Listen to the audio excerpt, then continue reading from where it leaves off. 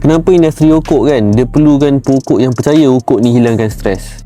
Masa aku merokok sebelum ni, aku percaya benda sama ke. Aku ingat bila stres ni, rokok yang tenangkan aku tau. Bila aku serabut, aku ingat rokok juga yang bantu legakan aku.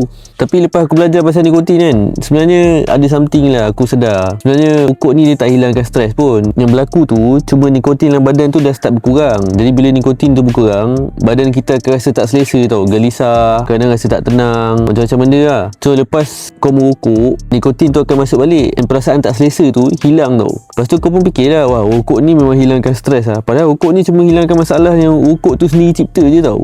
Satu perempuan yang ada pasangan pokok, dia kena faham benda ni. Bila pasangan kau cakap saya merokok sebab stres, kau jangan terus percaya bulat-bulat. Kau kena tanya diri kau dulu, kalau rokok ni betul-betul hilangkan stres, kenapa berjuta-juta orang kat sana sampai sekarang dia masih hidup? And setiap hari dia boleh lawan dia punya stres dia tanpa isap rokok pun. Sebenarnya pasangan korang tu dia tak perlukan rokok ni. Dia kena ada cara yang lebih sihat tau, cara yang lebih bagus untuk uruskan tekanan hidup dia. So aku nak tanya perempuan kat sini, kau pernah tak pasangan korang guna alasan stres semata-mata untuk pertahankan tabiat merokok dia? Cuba korang komen.